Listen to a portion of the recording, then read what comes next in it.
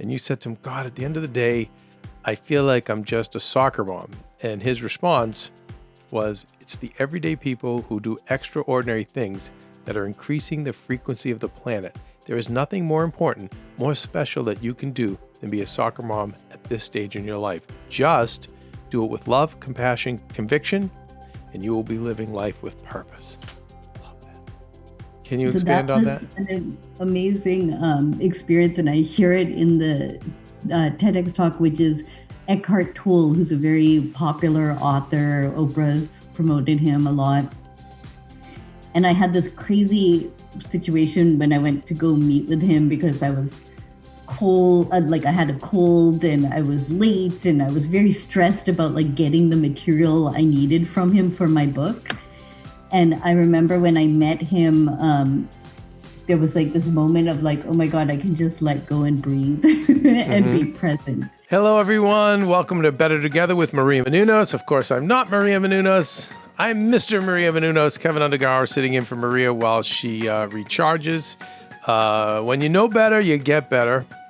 And today we're going to start the show with not one, but two quotes. Wow. Because our guest this is the first time we've ever done this. I couldn't pick between all of the quotes, but there were just two that just resonated so deeply with me, and I think with our Heal Squad community, that I wanted to read them both. When we slow down and notice, the universe gives us the signs we need. And we may rely on others and turn to others for help, but ultimately our answers come from within. And I want, obviously she's going to expand on this. She's going to explain this. These are quotes from the great Malika Chopra. Who am I? What do I want? How can I serve? What am I grateful for? These are the very first questions you will find on the website homepage of Malika Chopra. With that, not much more needs to be said other than she is a mom, entrepreneur, speaker, and author of the Just Be children's book series. The best-selling series provides simple tools for kids and parents to understand and support social and emotional knowing, resilience, mindfulness, and self-reflection. Malika is here to discuss her latest book, as well as remedies to depression and job and life burnout. Heal Squad, please welcome our family friend, Malika Chopra. Hi, Malika. Thanks so much for coming. Thank you. And yes, long-term family friends, especially Maria and my brother Gotham, and with you as well. Yeah, we've all known each other since Maria worked at Channel 1 with Gotham back in 2000, maybe? Like 2001? Yeah. I feel like the Boston days, like it's a long right? time. Yeah, and I forget the deep Boston connection, because your dad worked there for a spell, so you live there too, right? Yep, we grew up in Boston. Yeah, So. okay, that's because Gotham had the greatest stories about Larry Bird and the Celtics, and of course now he works with Tom Brady. I don't know why I forgot, Malika. You grew up in Boston. You're like what? Yeah. Oof. No, that's why I remember. My brother and Maria from the Channel 1 days. I remember when she started there, and both of them, Gotham had been there a little while, and you were there as well. I remember even him telling stories back in the day. So it's so nice to connect. So where did you grow up in Boston, Malika? We grew up in Lincoln, so yes. near Lexington, Concord. Yeah, beautiful town. I was Medford and then Winchester. So, Winchester and Lexington are on the... My parents, before Lincoln, we were in Winchester. So I was in Winchester, Vincent Owen till second grade. Oh my God, the Vincent Owen. Okay, this is really... Okay, that's like a block away from where I live. Wow. And I think they've remodeled it now and stuff like that. Well, that is... Okay, I'm really tripped out. So now my game's really thrown off, Malika. I forgot you're a masshole. Sorry. At your heart of hearts. Let's talk about, I have so much I want to get into with you. Obviously, your book series, Communicating with Children, God, especially now it's so important. The stuff you want to share with children for mental health and well-being. But you yourself had a spell of feeling burnout. Right? Yeah. Can you speak to that? Yeah, I grew up, many people, of course, my brother, many people know my father, Deepak Chopra. So I think it actually begins maybe with my father's story of burnout, which is when I was around 9 years old. I remember my father as a really stressed out, kind of miserable person, drank a lot, smoked. He was working 24/7, and he discovered meditation. So I was about 9 when that happened. So my parents taught me and got them meditation at that time. And what we saw as kids was complete transformation in my parents' life because with the practice, my mother, my father, our whole community, my dad quit certain habits like drinking and smoking and just being kind of miserable all the time. And he was more present, and our entire family life changed because he was just around more, happier, suddenly would notice my brother and I and be like, oh, what grade are you in? There was a real transformation in our family. So I was always very grateful as a child for the gift of meditation. That being said, for me, it was an irregular practice, something I found in and out of my life. Later, when I became a parent, I found it again, but then lost it again. And it was probably when my kids were 10, 12 years old, maybe in like when I was about 40, that, I had a startup company. I was managing like my family life and kids. And I was actually speaking to an audience of women about meditation and balance. And while I was speaking to them, in the back of my head, I was thinking, God, I just had that chocolate chip cookie and double macchiato to keep my energy up. I have to go get the dry cleaning. Yes. I have to write that note to my investors, forget about exercise or anything like that. And I was completely a mess. And so I even on stage took this moment where I was like, you know what? I asked the audience to close their eyes and meditate. So they were quite happy. But on stage, I thought, I'm tired. I'm exhausted. I don't know why I'm doing what I'm doing. Like I kind of just got on, the rhythm of that. Almost the same wheel your dad was on when you were a kid. Yes, exactly. 30 years earlier. And so that began a process for me about 10 years ago now, where I really committed to understanding what my intentions were. So those questions that you asked in the beginning, who am I? What do I want? How can I serve? What am I grateful for? Really started to shape more. They were questions my dad asked my brother and I when we were young, but they were more relevant at that time. And that began a whole practice of really, really thinking about what I wanted in life and how I could get there. And so can we start by answering some of those questions when you ask yourself? So when you ask yourself, so who am I? So this goes to, and Just Be the book for kids is shaped around these 4 questions. And that's why I wanted to write these books for kids, because I realized that in my life, who I am, the labels keep changing. And especially as kids, we're often labeled as like the big sister, the little sister, the kid who's into theater or the soccer player. Yes. And as a society, as parents, we get so proud of our kids for certain things, but we kind of put them on a track. And by the way, that's also the nice version. We also get the lazy one, which was me. Kelsey and I were having this discussion yesterday. Kelsey, you were the troubled one, which Kelsey's the least troubling person I've ever met. But I think we can label the children both the positive, but also write the negative too. You're the loud one, or you're the brat, or you're the right. So absolutely. And I think that's this question of who am I? The goal is, the intent is to help kids recognize that they're beyond the labels. So, they may love soccer today, but next year they may want to be a gamer, like my daughter.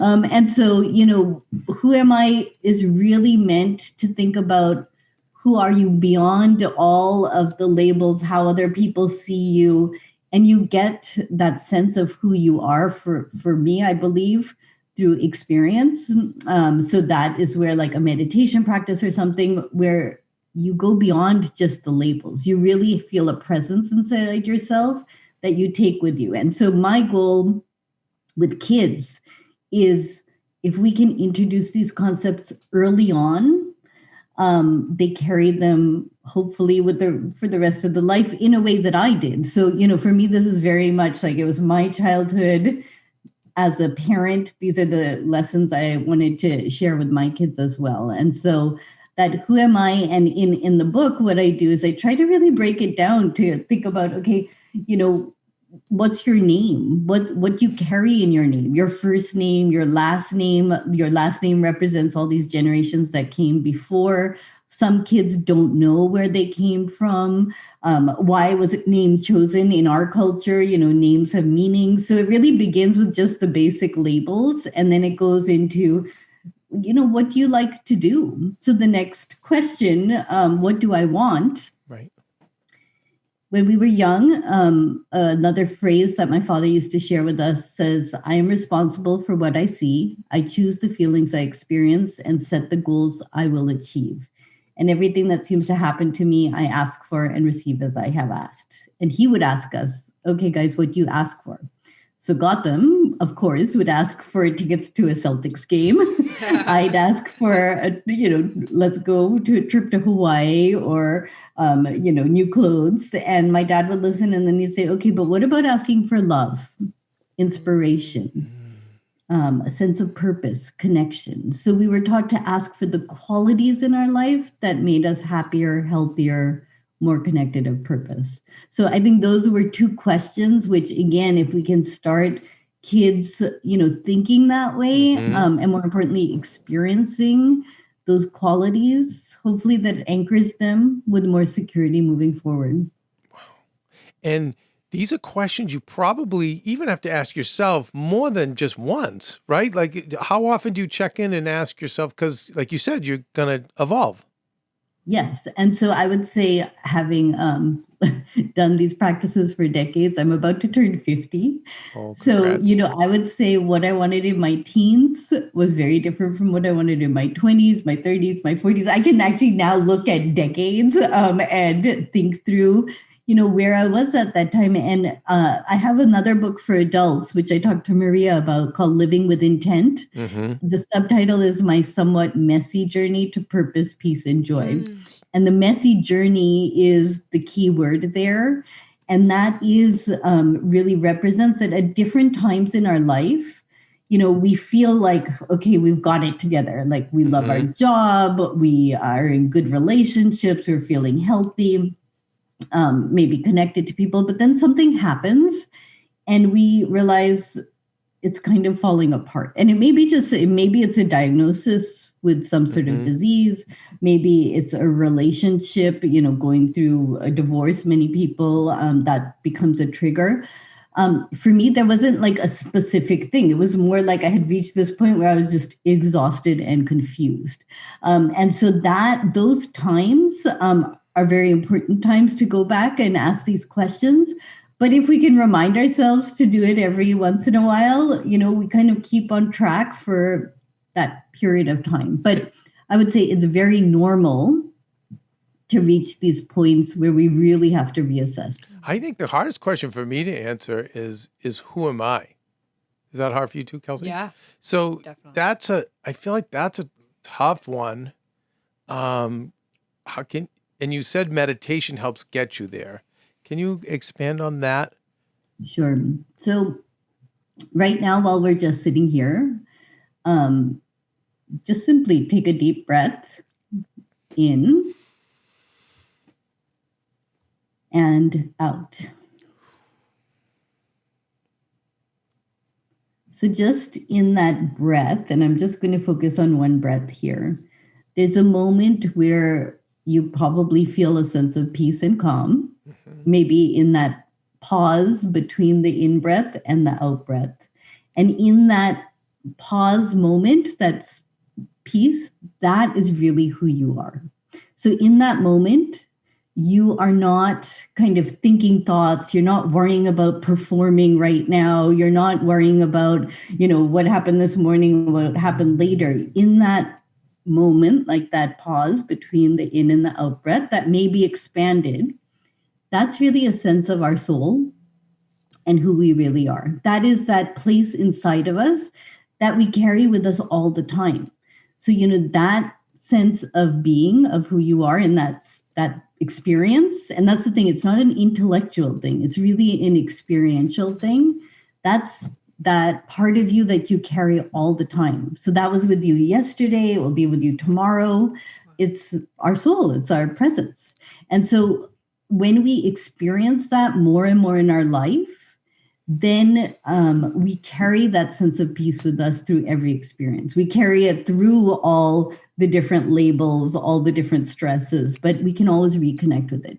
So through one breath, we can connect, but then there are more practices. We can meditate and do other practices that maybe expand that experience. So it's not an answer, so to speak. Who am I? I'm a doctor, or I'm a dad, or it's not that. It's exactly. So it's first knowing that experience. So it's beyond the label. So, I can say I'm a mom, I'm a media entrepreneur, I'm an author, all of those, but next year I'll probably, I'll always be a mom. That's part of who I am now. I'm a sister, I'm a daughter. So I'm also defined in the relationships. The jobs may change, the body may change, other things change, but I'm really defined by that presence, and then by the relationships that I have that really define me. And so I think it's different labels. I could say that I'm a teacher today, but I was a doctor a year ago. I mean, our professions may change, but who we are is something more than just all those labels. Gotcha. Okay. Makes sense? Yes. And I think for me, I'm like you. There's times where I'm meditating very good. And then there's times where I call it redlining. I'm just doing too much work. And I have big goals, or just stuff that has to be done. I have sick people I'm taking care of right now, and I just can't fit it in. So I get the dribs and the drabs. But for me, it's TM that I do 20 minutes in the morning, 20 minutes at night. For you, is it like that, or do you practice in a different way? So I learned TM when I was 9, and TM was really probably for the first 20 years of my meditation practice, the practice that I did. I evolved into a different mantra-based meditation, so similar to TM, but just use a different tradition that the Chopra Center kind of started using. But I am not the meditator who does 20 minutes in the morning and 20 minutes in the afternoon. In fact, I probably haven't done that for about 20 plus years, 30 years. I try to find 15 minutes, maybe once a day in the middle of the day. And with my busy life, we all have busy lives. For me, it's about fitting it in a way that works. So now my kids are a little bit older, but back in the day, 5-7 years ago, so much of my life was drop off, pick up activities, things like that. So there was no way I could find an afternoon meditation. And in the morning, I was too busy getting them to school and then getting to work. So I used to find like the 2:00 time frame. And I tried to make it a habit. But the main thing is that I never feel guilty if I don't meditate. If it doesn't fit in that day, it's fine. I can do it the next day. If I only find 5 minutes, that's fine. If I only every once in a while can take a deep breath like we just did, that's okay. So for me, it's really about just finding the practices throughout my days that work. And even you had said too that, your diet, like you'll have your times where you eat a lot of sugar or things like that. By the way, so do I. I'm not very good about that stuff, but I see some other people that are really good about that. I'm not. There's moments I'm in, there's moments I'm out. So can you speak to that as well? Yeah. So when I went through this exercise with living with intent, a lot of it was also realizing that I rely on sugar for my moods, and for my energy.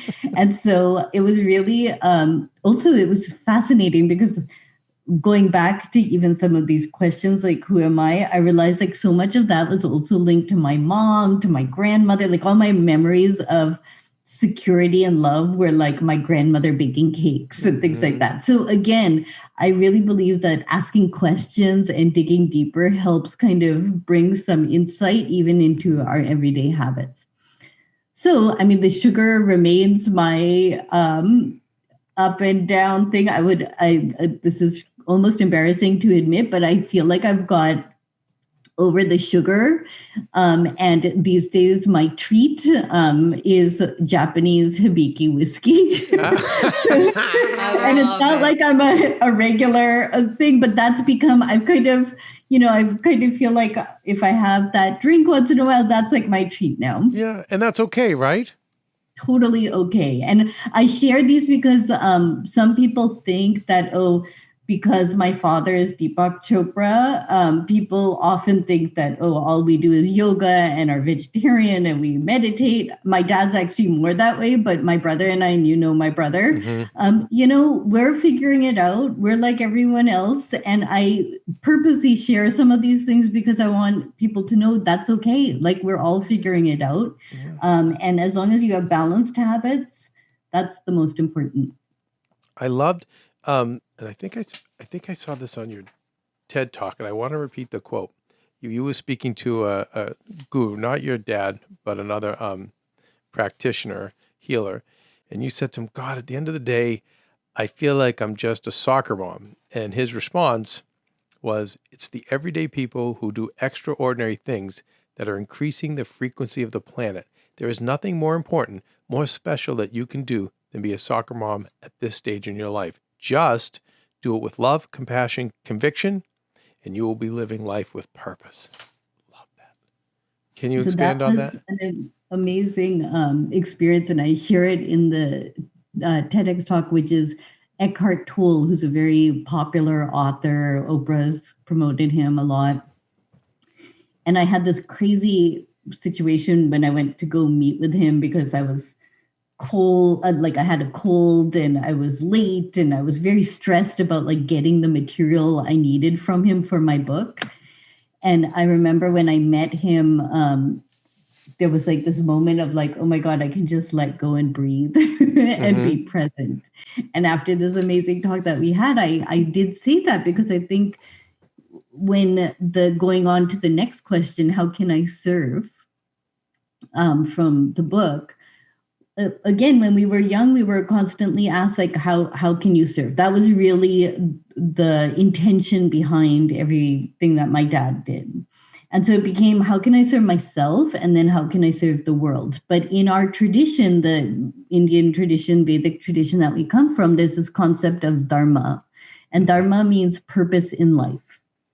And so I was always very stressed about figuring out my purpose in life or figuring out my intent or figuring out how can I serve. And it always felt like I had to serve in this bigger way. And I think a lot of women feel like that too. I think we all do because we now with new media, we see people doing all these great things and we think that should be us. But I think women obviously have a lot of pressure on them to be a certain thing.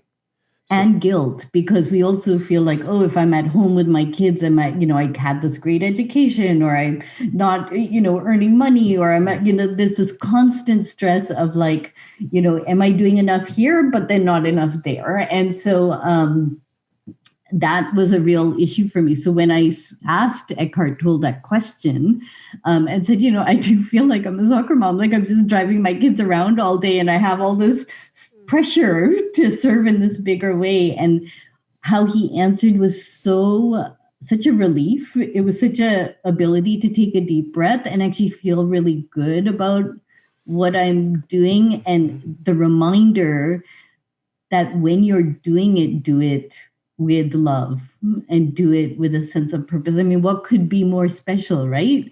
Than having that time of taking my daughter to the soccer game. So be present and do that with true intention and love and purpose. So that was a very liberating comment that he made to me, which he probably just said, by the way, but it like really changed my life, to be honest. Well, it resonated with me. I'm a bit of, I joke I'm the corporate wife because Maria is the one out there, doing it and I'm behind the scenes. But, I get up every morning, and back when we had 6 dogs, I mean, my mornings were making 6 different meals. They all had health problems. And then we had a routine that was out cleaning up the poop in the morning, and I had many of those moments where I was like, wait, I have an education and I had a career in television. And, this show and people like you have really helped me go, wait, it's been way more than that. It's been way more than that. And I think, thank God I did it with love and conviction. So I don't have to look back and regret it. It's just, I carried a lot of guilt and shame, like you're saying, that I shouldn't have. I'm now able to, actually through your dad, he was on the show, and now through you, really helps me let go. And I think there's a lot of people who feel like that, and they forget the mission they're serving, that we're all serving, right? Because you have that as one of your questions, which, comes up on our show very often. It's interesting too, all the great minds who come on the show, Mallika, your dad, Gabby Bernstein, Nicole Avant, it all goes back to gratitude, serving, purpose, questioning, doing inventory on yourself, like, who am I? And what? It's interesting, but talk about the serving part. Yeah. So how can I serve, as I said, is a big question. But when I lead meditations, I begin with how can I serve myself? And I think that's something that many of us forget. We're, especially women, where we're so busy taking care of our children, taking care of our parents, taking care of our communities. I mentioned before, maybe, I used to feel guilty that I wasn't serving hot lunch in school, because, I was busy with my work. And, I would get so mumbled in my mind about I need to serve everyone, but in the end, I wasn't taking care of myself. My diet was bad. I wasn't moving. I wasn't doing my meditation practice. I remember going to my father and saying, I don't know what I am. I told him, I'm tired. I'm sad. Maybe I'm depressed, but I'm not sure. I'm just not feeling joyful, and so that was a reminder that I needed to serve myself. And for that, I have an exercise in Living with Intent where I really begin again with basic questions of, am I sleeping enough? Mm-hmm. Am I feeling rested? Am I moving? Am I eating healthy, nutritious food? So beginning with that, but then also asking do I feel connected in my relationships? So really thinking about, my husband, my children, my family, but then even my friends. I realized at that stage in my life when I was kind of having my breakdown was I had lost touch with, say, my college friends who really knew me and who were the core, but I was so busy that I didn't have time to reconnect. So, really going back and looking at those friendships that were really simple. So am I connected? Then asking, do I like what I do every day? Because so many of us in our profession, in our work, we don't have things that are bringing us joy, and we don't always have the choice. So then we can balance that. Well, otherwise, what's bringing me joy? Do I feel inspired? So I realized at that time, when I was younger, I used to love reading novels and poetry and art, and what I was doing is I was spending so much time on Facebook at the time, going through, seeing random people and what they're doing in their life. And I had I hadn't read a novel in years because I was quote unquote too busy. Of course, busy, I had enough time to kind of look at everyone else's life and how great it seemed. And so, one of the things that came out of that exercise was I started a book club with some friends, in my neighborhood, and it brought back connection to people and inspiration and just art and beautiful words. And then we meet every 6 months. Every 6 weeks now. And of course, when we meet, nobody's read the book because none of us had time. We would take out a bottle of wine, but we have such a fun evening where we feel like we did something intellectual. And so that was a nice balance of serving self first. Yeah. And then we can go into, okay, now how can I serve others? But if we're not feeling it ourselves, it's really hard to serve others. Then we go to the next stage. So when you're asking all those questions to yourself, you get to this place where you're starting to serve yourself.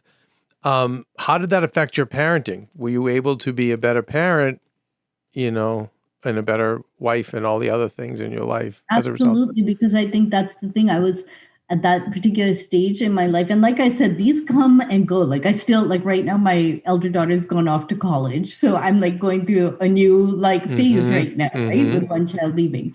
So yes, I think it's also when you go through these times, one, you're just happier. So I talked about my father. Like I remember 9 years old when there was a shift and suddenly he was happier. And because he was happier, my brother and I felt more connected to him. My mom was happier. So that's the thing. When you take care of yourself, then you can serve those you love better as well. Yeah. And I think that's the hardest thing because people I know would be too guilty to do. I know Marie would be too guilty to do those things. And I think that's what's caused her to get to this place of exhaustion and burnout.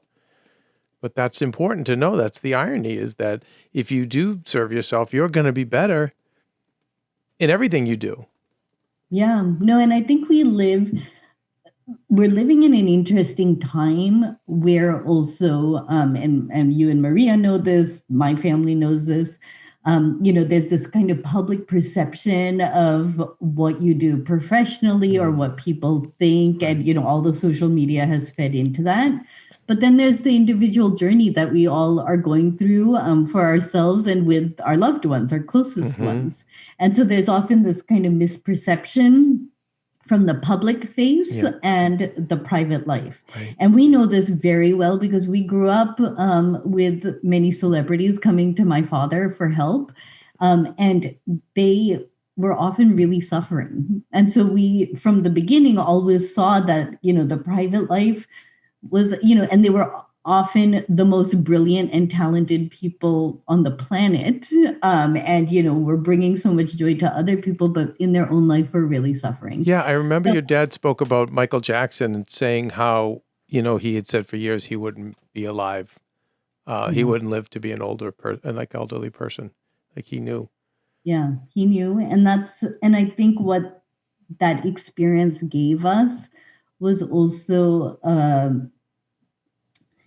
kind of prioritizing relationships, the close relationships, prioritizing health, and again, going back to these questions and constantly thinking self-reflection, asking questions, and thinking about those intentions of like how we wanted, what we wanted in our life, because we had seen a lot of people suffer. And again, we saw a lot of people who on the outside looked like they had this fabulous life, which I think has only been accelerated by the world right now.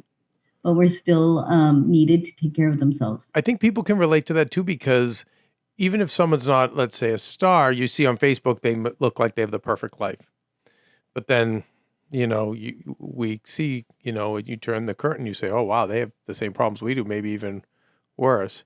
Go ahead. Say, I have another question for you, but go ahead, Mallika. Oh, yeah. No, I was just going to say in that specifically, even more so for our kids.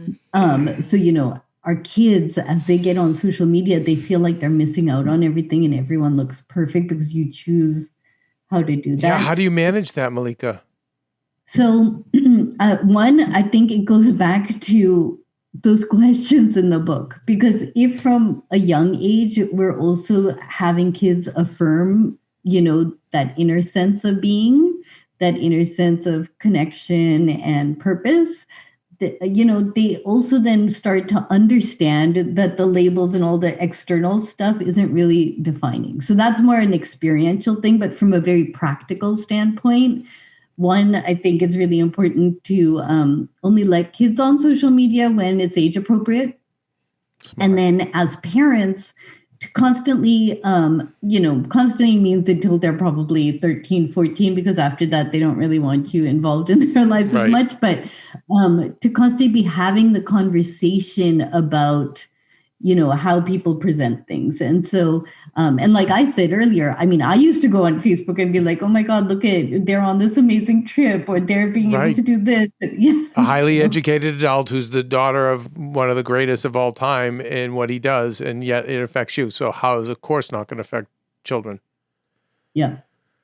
Oof. The other question I had too was, being in an ethnic family, Maria's ethnic, they're Greek immigrants.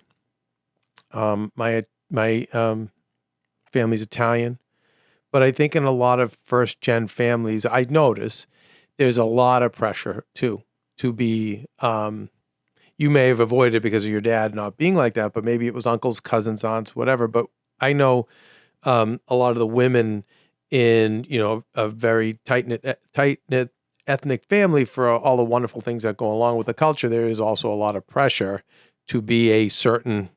You're going to be a wife, or you're going to marry within your own group, or who we approve of. And did that affect you at all, or at least you can speak to people you knew growing up, maybe? So 100%. So when my parents came here in 1970, they were only allowed to bring $8 with them.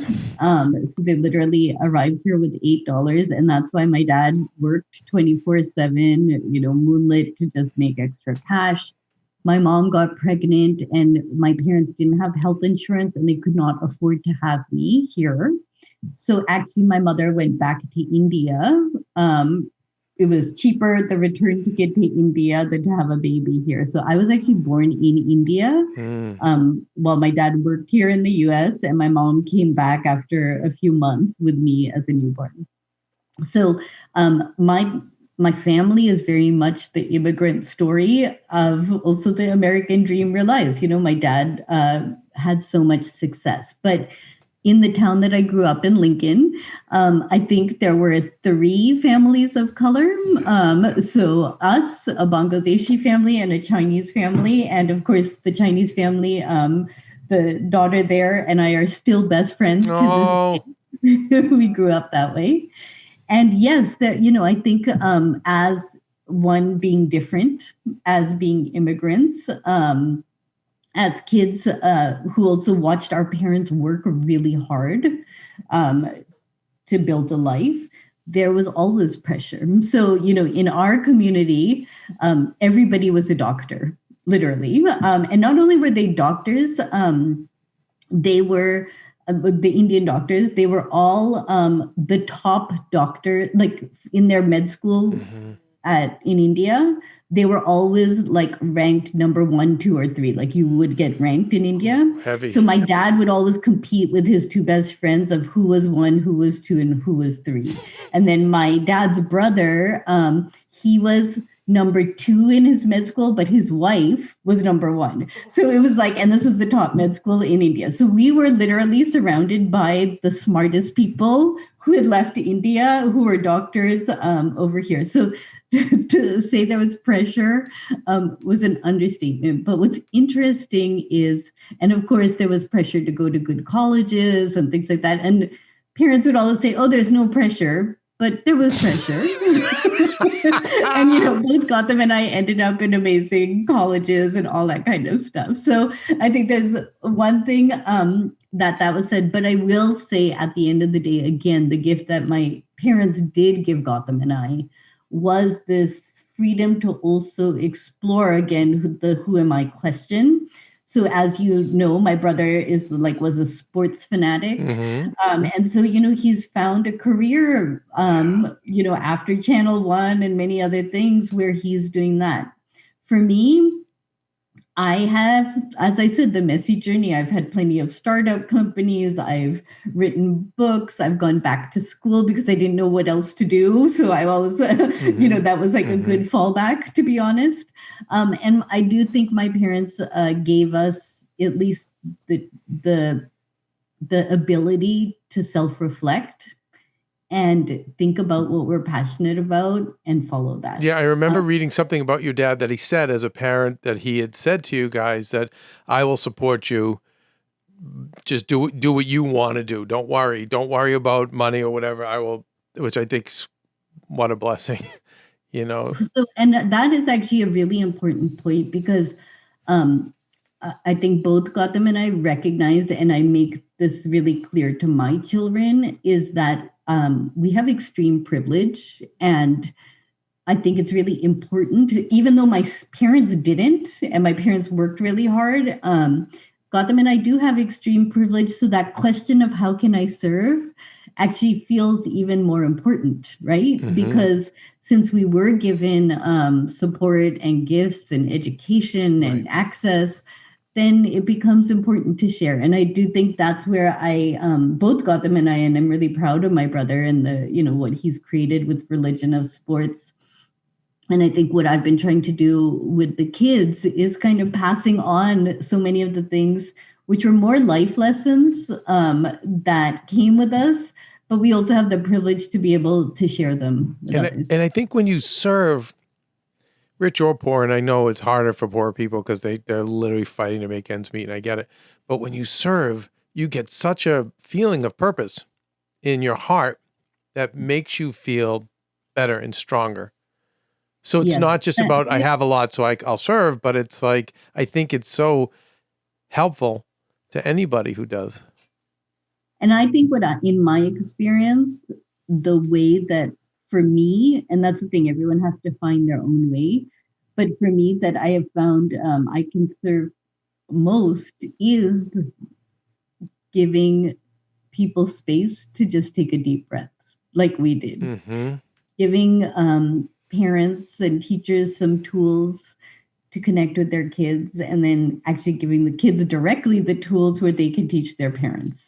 And so it actually is something that's universal, that doesn't require, actually money or things like that to take a deep breath, to be aware of our body, to go outside and see nature and the sky, just look at a tree or the sky and feel connected, or to ground ourselves on the earth. So, recently I did a few meditations for the Chopra app for kids and families. And again, these are just basic breathing exercises, simple meditations, taking a mindful meal, taking a mindful walk. We don't need actually many resources to be able to do that. These are universal. I love mindful meal. What's a mindful meal? Yeah. So I'm always trying to think of things that we can do with kids that are fun, right? But that also bring, these practices into place. So a mindful meal is just when you're sitting together for a meal, before you just dive in, to look at the food, to see it, look at the colors, look at the textures. Then it is to even smell, the odors that are coming. Of course, Indian food, Greek food, Italian food, we have, they're so rich in terms of the senses. Then as you're eating the food, to really slowly feel the different textures. So really to experience all aspects of the food. And then, of course, meal times like that, a mindful meal is also a great time, going to our last question of saying, what am I grateful for? So adding a gratitude exercise, it can be something as simple as, what's one thing today that you were grateful for? And as a family, sharing that, as friends, sharing that, like it just takes that moment to ground us again in the experience of the food, and the actual physical taste of it, but then also the gratitude. And what I love about this is that what you just described is not taking a half hour on top of the meal. No. This is great. So do you do this every meal or just certain meals? No, I don't do it every meal at all. But once in a while, especially if we're having like a special meal, or my husband who loves to cook. So sometimes he makes really nice things. So we just take a moment, because I think we're all in this habit, myself included, where half the time I have CNN on, or I'm doing I know. Like distracted. Kelsey and I went out to eat last night, and the waitress almost wanted to say something, but they know me from Maria, and both our laptops are open. And both our heads are down. The food comes. She eventually did say something. She did. What did she say? At the end, she was like, "Don't work too hard." Yeah, it was like, come on, now you say this. Yeah, I really like this mindful meal thing. I really do. And that's the thing is, I don't feel guilty that every meal you're not doing that. That's the main point. Is like I have CNN on, I have my computer on, my kids are running around. But every once in a while, we make a conscious effort. We're having a mindful meal. I love it. No, and I think the less frequently do it, maybe the more you appreciate it and the more you can be mindful in that meal if you don't do it all the time. Yeah. Then tell me about a mindful walk, because I love this too. Yes. So it's so interesting if often you go outside for a walk, more in New York City, but definitely here in LA, what you do or you see people going for a run. Everyone has their AirPods in. Yes, we Now do. they're listening to podcasts, of course, like your wonderful podcast. They're on the phone. They're distracted. So a mindful walk, and this is again things that we do with kids, and they're in all the books. A mindful walk is like, you know what? Put away the devices, go outside, go for a short walk, and notice what's around you. So, it's amazing. Even when you're walking your dog next time, put away everything else and try to notice something new on the same walk that you do every single day. And it's amazing because every time you go for the walk, you're going to notice something new, but you're being more aware. And so similar that what we did with the food is I would also say, feel the breeze, like be conscious of the breeze on your skin. Be conscious of sounds. So, again, in our cities and urban environments, there's always traffic and things like that. But like, try to pay attention to the wind blowing through the leaves of the trees. The other sounds in nature. So a mindful walk is, again, being aware of the sounds, the sensations, the sights and the colors, noticing new things. The feel of the ground beneath you. I do a lot of that with kids of just grounding. And what is the benefit of that, Mallika? Can you tell us the benefit of doing the mindful walk? So the benefit of doing the mindful walk is, again, we slow down and pause. We feel more connected to nature, one, and silence. So again, that deep breath, that pause between the in and the out breath, you start to feel that more because you're not distracted. Your mind's not kind of focusing on the podcast or the words or the things that you have to do. So it's just a time to connect. Love it. I'm going to, Malika, we have to apply this to more things. I think there's mindful coffees. I think there's mindful, do you know, I'm serious. Like there's mindful drives. Yeah. And I love this doing it with partners too. Yes. And like you said, with your family, your children, as well as yourself. Ooh, that's really amazing, Malika. Thank you for that as well. Yeah, thank you. Wow. Malika, do you still have moments of high anxiety and stress? Of course. So, yes. And I think that's, I wouldn't say high anxiety and stress, but I think in life, and that's why I go back to the messy journey, in life, that's normal. Things are always changing, always adjusting. I think as we do these practices more and more in our life, what happens is we can respond to them in a more mindful, intentional way. So naturally, when we're in a high stress situation, I really try to explain this to kids, the normal reaction is the fight flight response, right? Where, our blood pressure raises, our skin gets hot, we have sweaty palms, like when we're in a stressful situation. What these practices do is they have a real physiological effect of settling down a lot of the physical reactions that we have and allowing us to be more kind of mindful or intentional in any situation. But that being said, we've been living in a pandemic. We've been living in a time where everything has changed. So there's so much uncertainty where kids, especially, I think, can't even rationalize some of the stuff. Like, why can't I go to school? Why can't I go play with my friends? So it is a time of high stress and anxiety. So my first piece of advice for people is, one, recognize that it is a time of high stress and anxiety. We're all figuring it out, and that's okay. Now, once we first accept that, and we also accept that, okay, not just me, but my kids may be feeling sad, they may be feeling confused and lonely and anxious and scared. one, have that conversation, because again, when we name our feelings, when we name them, even in our mind, we start to kind of settle the automatic reaction of anxiety.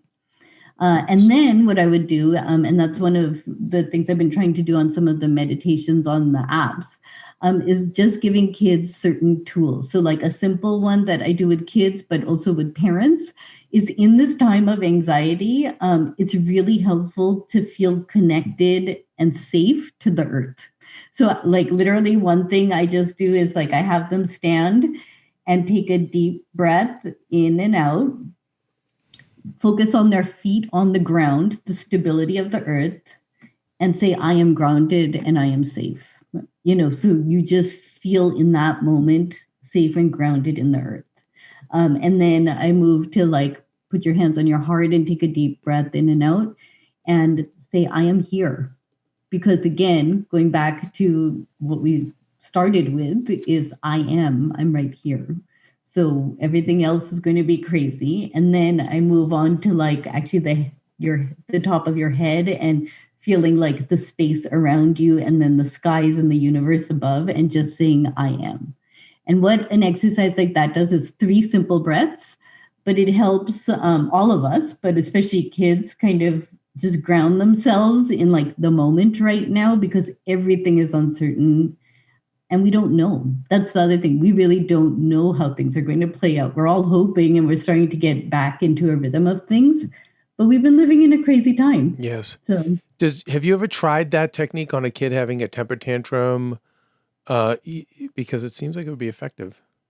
yes. So I think as a parent who has had kids who had their temper tantrums, sometimes, they just need to have the tantrum and get on with it. So, they're Right. trying to express something. That being said, what we do try to do is like we try to do time in instead of time out. So, as it were, and sometimes you have to get through the the tantrum itself, but then to help them breathe after that, and to, really slow down the hyperness that comes from a tantrum. I want to hear more about a time in versus a time out.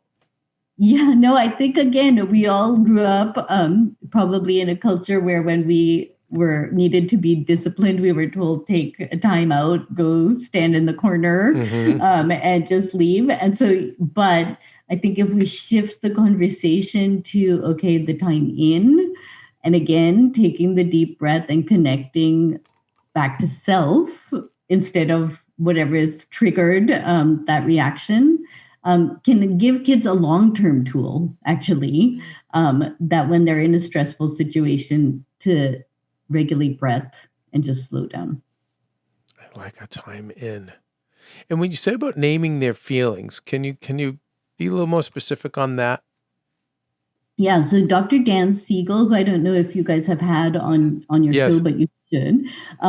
He is a scientist, neuroscientist, looks at the effects of the brain, et cetera. And one of the phrases that he often shares is name it to tame it.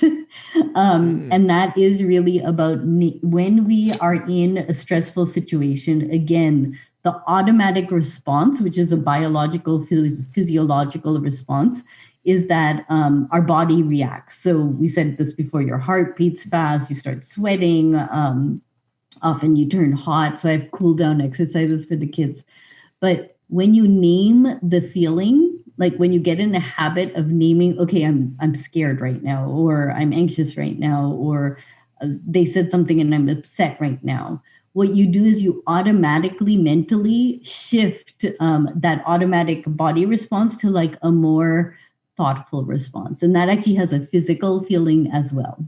And so, it's a real science behind naming feelings to have a more intentional response to any situation rather than an automatic angered response or stressful response. And when we talk about naming it, are we saying I'm angry, that's the name for it, or is it coming up with a name?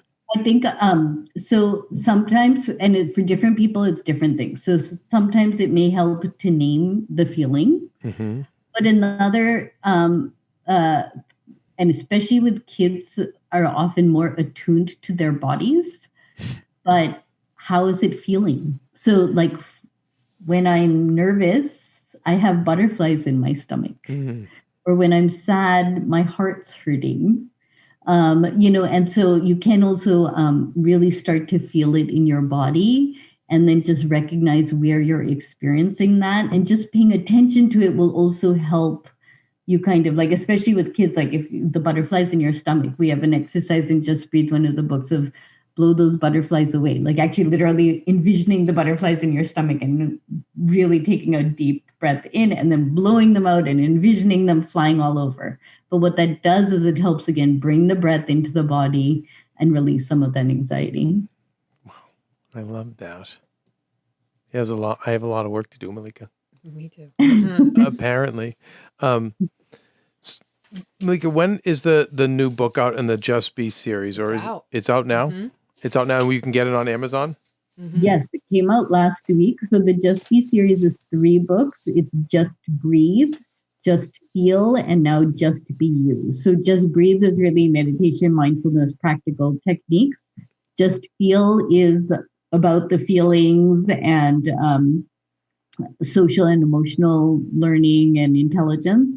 And then the Just Be You is structured around those 4 questions that we talked about. Who am I? What do I want? How can I serve?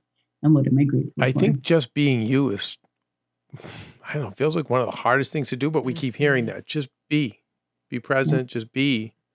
What age can you start with the kids on? Or what age did you start with your children for meditation?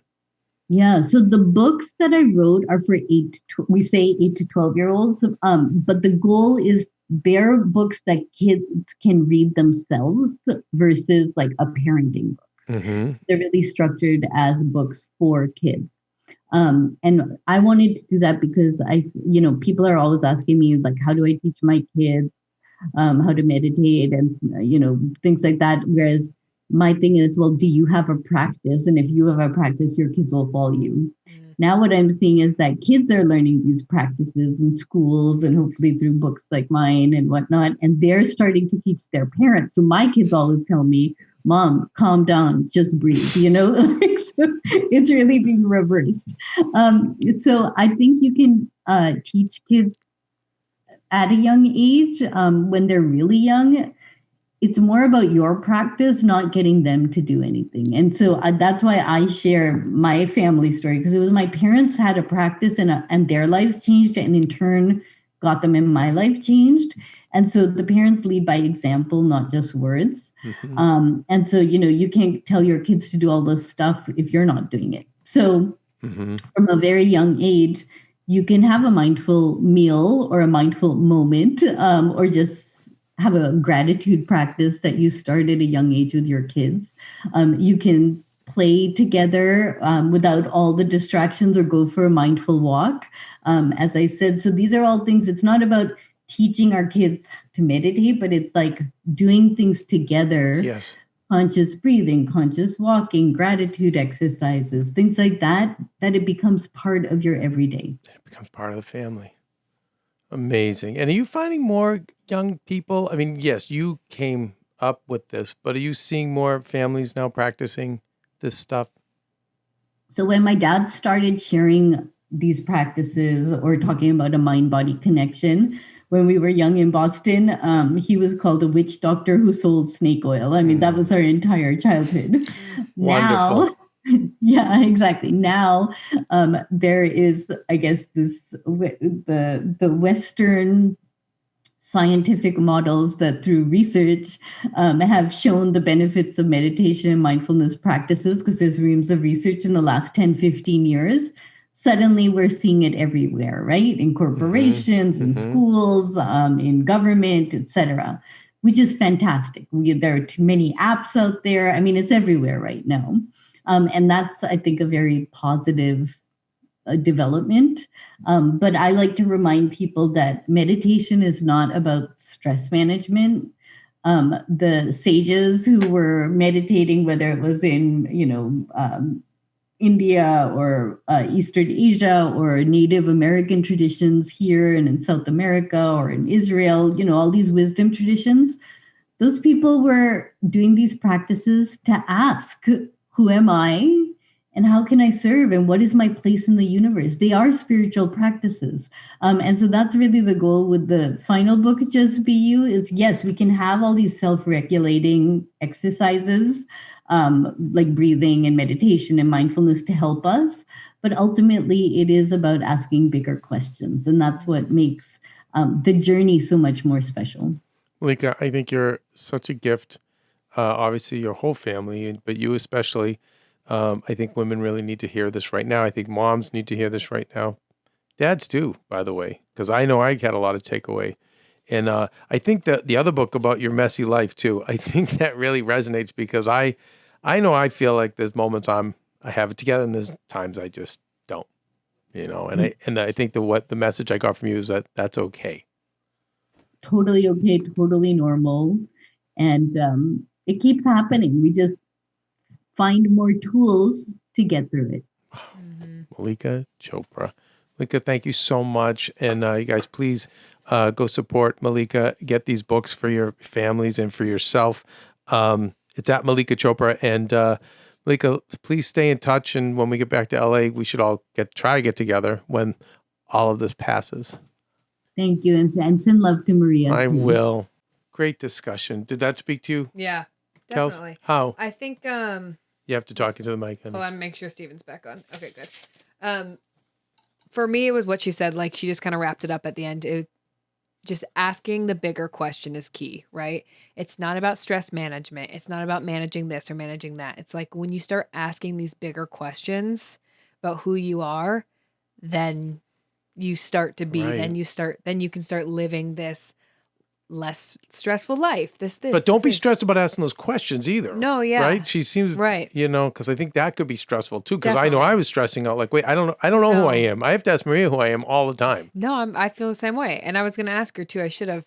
Like, I feel like a lot of us feel like we're so many things, right? 'Cause that's always my, And I think that's what she would say. right. And that's fine. Yes. And That's I think fine. the who am I doesn't have to be answered. It's Right. what it's in your heart and Right. asking yourself. Stephen, did any of this resonate with you?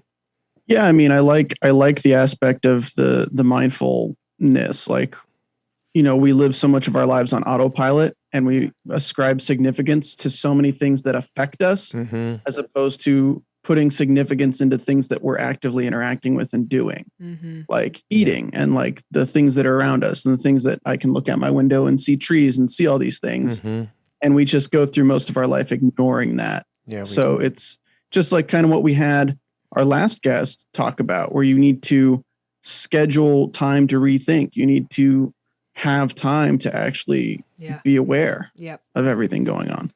I like her talking about the giving back too. I mean, we talk about it a lot. You got to put your mask on first before you put someone else's, but it's so real. You cannot serve your oxygen others. mask. Right. Yes. You cannot, not your COVID mask, your oxygen mask. You can't serve others though, unless you first serve yourself. And I just think that that's the one thing that's hard is in this day and age, everyone's like, okay, so it's all about me. It's like, no. No, pause. We didn't mean that.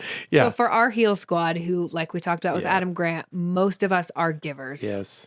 We have to serve ourselves first. You have to take that time for yourself. But let me give you the motivation, because sometimes it's just not enough. No, it's hard. Like I'll speak to Catholic culture. I know so many. That's not enough to say that to somebody. They go, yeah, but I have to give to all these other people around me. You don't understand. They can't live without me. What Mallika said was, you will be your best server. Yes. Your best giver. You'll be so much, so much better. And not just in serving and giving, but in your role as a friend, a mom, dad, husband, wife, etc. So make that your motivation. If you can't do it for yourself, then do it for those around you. You should do it for yourself. But I get where people just have a disconnect and they can't. Yeah. Like I just think I go back to Lita, Maria's mom. That's the only thing that would motivate her. If I said, you'll be better for your husband, you'll be better for your two kids if you do this, then that might have resonated. Yeah. She was great. So yeah, really special. And I forgot they were from Boston. Oh, we should have. And Kelsey's in her Bruin shirt today, Oh yeah. representing, We should have showed her. and your headband. You look like it literally, if no one knew any better, they would think tonight you're going to the garden. To the garden. To I've the never garden. been to the garden. We'll get there when Okay. life comes back. Yeah, you'd be going to see your Bruins. Yeah, we should have showed her. Yeah, because her brother Gotham does Religion of Sports. He's partners with Tom Brady. Oh. And he was always with the Celtics when he was younger. And yeah, he's a diehard fan. And again, he and Maria started together. So Crazy. it all comes They're around. good people. They're really good people. Yeah. Yeah. And hopefully it resonates with everyone else out there too. I think meditation's so great because, as she was saying, it doesn't take a lot of time. And it doesn't cost money. Right. So That's the other thing I love too. When you asked her about TM, which I want you to define for everyone, by the way, for people who don't know. Transcendental Meditation. Great. So for when you mentioned that to her, she's like, God, I haven't done that in 20 plus years. Yeah. That made me feel really good, Well, I was thinking she was going to say, I have a far more evolved method. And Right. it was like, no, No. I just don't do that anymore. I fit in 10 minutes when I can. Yeah. Where it feels good. It's not a forced. So And I think we're also learning there's other ways to meditate. Those meals, those walks. Yeah. Joe McHale doing the rosary bead out loud was his form of meditation. Yeah. So I think if you're cooking, I think there's just a lot of things that, if you're mindful of. Anyway, so, well, her. kids, thank you, everybody, for hanging in with us. We have another favor to ask. We've been putting up a lot of these clips from these people because we know, a lot of people don't have the hour and 10. Speaking of time, they don't have the hour and 10 minutes or hour and a half to dedicate to an entire episode. So Stephen, myself, and Kelsey have been working really hard to cut clips and almost create like a Cliff Notes version of the show. And so if you haven't subscribed to At Better Together with Maria, please do, because we put a lot of them there. But we've also started a YouTube page called Better Together Clips. And as of now, there were all these wonderful clips that we worked so hard on, and all our guests given these great 1 to 2 minute takeaways, sometimes a little longer, but fast stuff that could change your life. And because of the algorithms of YouTube, it was buried. I literally couldn't even find these. Kevin and I spent so long trying to find the page. So we subbed, and then we asked the community, and we have some people who've subscribed. So if you would be so kind as to find Better Together with Maria Menounos clips, Stephen? Better Together Clips. I don't think it's that, because there's another Better Together. There's Better Together Clips, and I there's also... Go ahead. There's somebody else's Better Together podcast clips. This is Better Together Clips. Better Together Clips. So- And I posted the link on our Facebook group, and I also posted it on the community page on YouTube. Thank you, guys, because it helps. I mean, listen, we'd be happy to do less work and not Yeah. do the act, because it's a lot of editing. It's a lot of work post-show to do these. Well, and I think the cool thing about it too, Kev, it's beneficial for you guys. If you don't Well, have that's why we're time doing to it. watch the whole Yeah. show, we're posting these quick 3 to 10 minute aha moments on there that could change your life. So, Well, look at just even hearing about a mindful meal. I'm going to apply that now. yeah. And Yeah. but maybe I didn't have an hour and a half to listen to the whole interview. yeah. But if I see that clip, I'm like, wait, that's a tool I can use. I'll put that right in my toolbox, Definitely. and I can use that. So we're working really hard on it, and we're doing it for that very reason. Is we want to provide value. We want to live up to the mission of this show, and and we know in the hustle and bustle out there, and people not having a lot of time, we know that's a fast way to get some of the lessons you need. So if you could do that, you guys, Better Together Clips, if you could subscribe to that, along with that Better Together with Maria, that would be wonderful. Okay, you guys, listen. Kelsey, take us out of here. What do we do? We love you guys. And remember to be nice people, make good choices, and be present and pet your dogs. Yes, and love your baby. And love your babies. Bye, you guys.